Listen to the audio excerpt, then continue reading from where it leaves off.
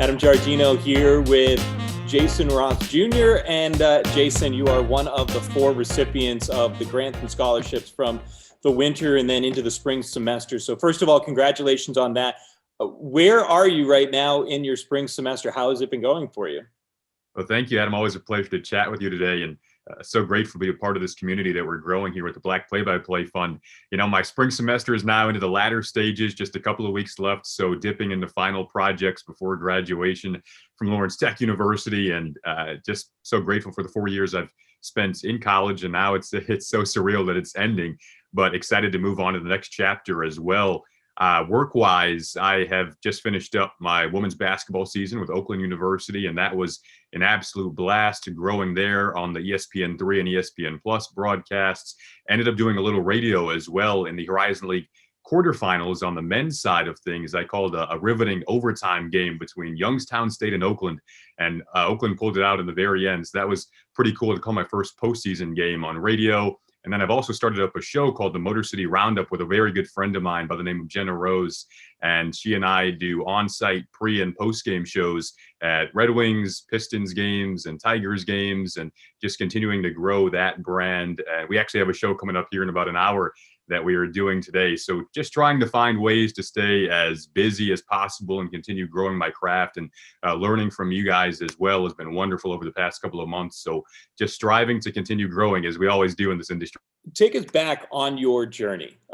You mentioned that you are at Lawrence Tech, which isn't necessarily one of the broadcast powerhouses. Myself, I didn't come from one of those broadcast journalism programs either, but it's been a winding road for you to get where you are. So just fill us in on how that happened. Yeah, well, Adam, like you said, it isn't the most traditional broadcasting school. I initially started at Oakland Community College, which is about 15 minutes away from where I live. And at OCC, I had to find ways to create my own broadcasting opportunities because there is no broadcasting major at Oakland Community College. So I would go to high school games, I would go to college games, and bring my recorder and just call the games for practice as a radio style call, and then listen back to them and hone my craft that way. So just trying to find any opportunity that I could. I would join organizations, clubs if I could find them, constantly studying broadcasting, obviously, as well. So just immersed myself in it in a way that maybe wasn't so tied to where I was school-wise. But then that actually led to finding Lawrence Tech University in a home and a school to attend by way of going to one of their games and just calling it. They actually allowed me to do their broadcast before I was a student there because I noticed no one was doing it. So I sent them an email one day and asked if I could do I believe it was a women's game on the basketball side that I started out with, then did the men's games, and turned into an opportunity to be a part of their media communication program as a student. And that has led to meeting so many great people within Lawrence Tech University and doing a litany of different sports. I probably can't count on both hands how many sports they give you the opportunity to do there. And so it's been a fantastic opportunity to continue growing my craft at Lawrence Tech. And again, the people that I've met, I noted my co-host Jenna, I met her at Lawrence Tech, and we've continued to grow our brand together, just learning all the ins and outs of the industry, not just play-by-play, but also the production side of things, because it makes you such a well-rounded person in this industry. As you know, Adam, if you can step behind a camera and talk to your producer to understand what the production plan is, what graphics are coming in, if you can learn how to make graphics, that even gives you a better insight on how to talk to your graphics producer. You know, all of those elements really, I think, tie into becoming a well-rounded broadcaster. So honing in on editing, and I mentioned graphics there, just having an eye for production is something I really admire in broadcasters. That's something I've really tried to hone in on at Lawrence Tech, and I think it's set me up pretty well for what I'm doing now. What is something that in your time from OCC now up to Lawrence Tech that has been a pleasant surprise as part of the industry? You talk about all the different prongs that you take in terms of doing pre and post game shows on camera, and then the radio play-by-play, and so many different things in between. What's been the most pleasant surprise?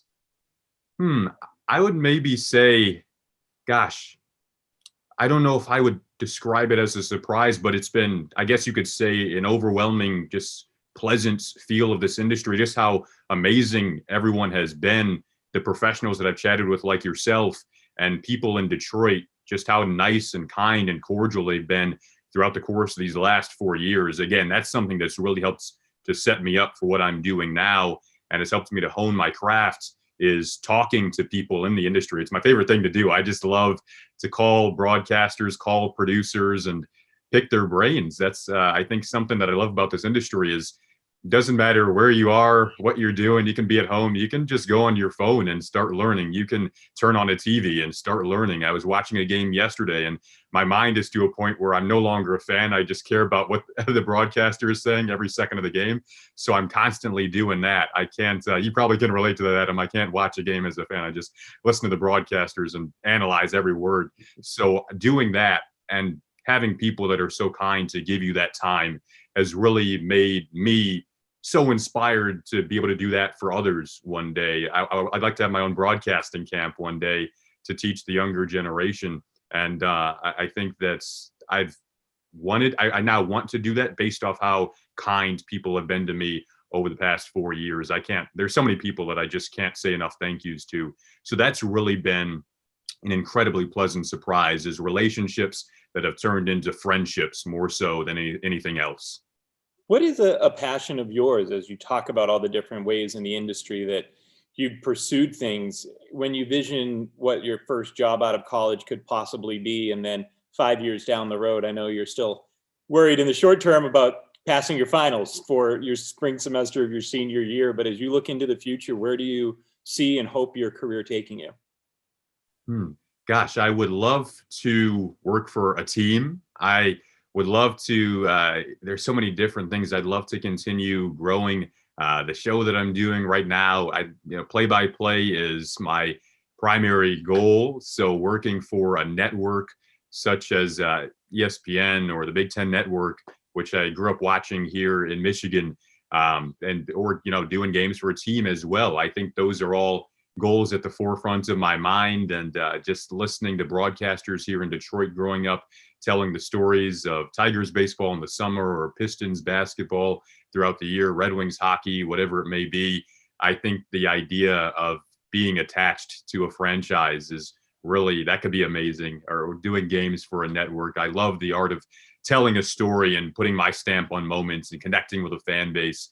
So there are so many different things to pursue, but those are goals that come to mind, Adam, I think for me right now. The Black Play-by-Play Broadcaster Grant and Scholarship Fund came into existence over the summer. So the nonprofit is not yet a year old, but in its infancy, what has being part of this nonprofit meant to you?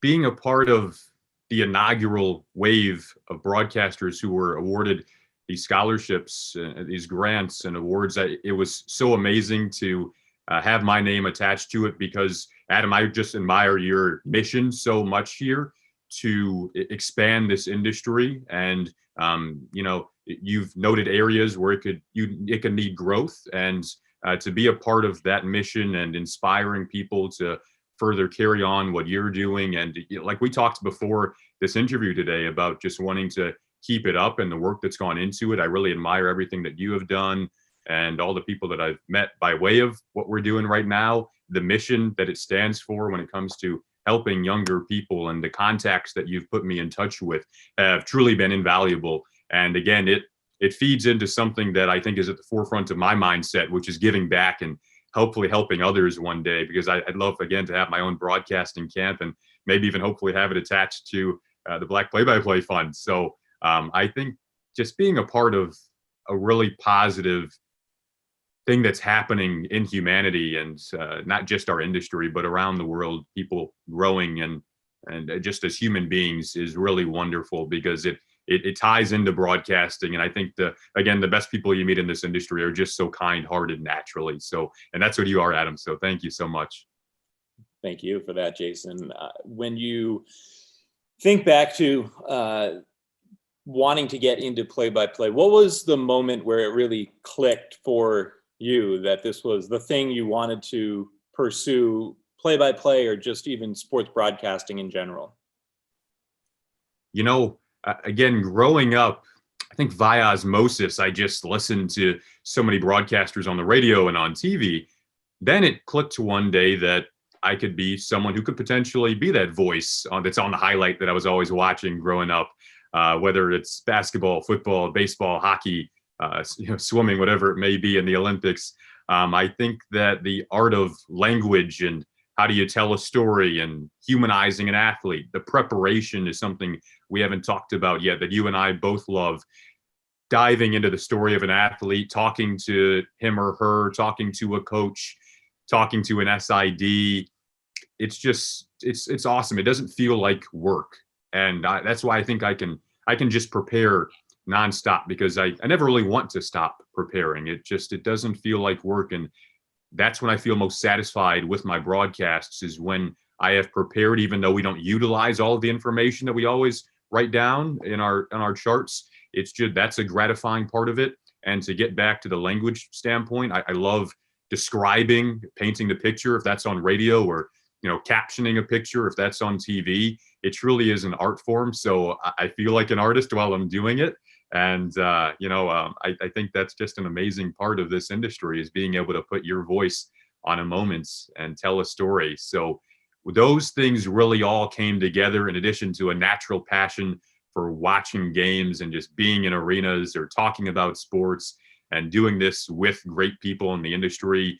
You talk about TV and everything that goes on behind the scenes. Not a lot of people see who the producer is or who's running graphics, or when you're working with producers or a graphics producer, someone who's running a camera, the collaboration that goes into that is what people don't see. And that ties back into the preparation. But again, those people are so incredibly talented, and it's just really neat, because when you come up with a broadcast that you're satisfied with, which, as you know, Adam, kind of feels like a rarity for us because we're all perfectionists in some way. That's such a gratifying feeling when you collaborate with your teammates. It's like playing a sport. You get together, you prepare, you practice, and then you go out and play the game. And when you feel like you get a win out of it, it's really fun.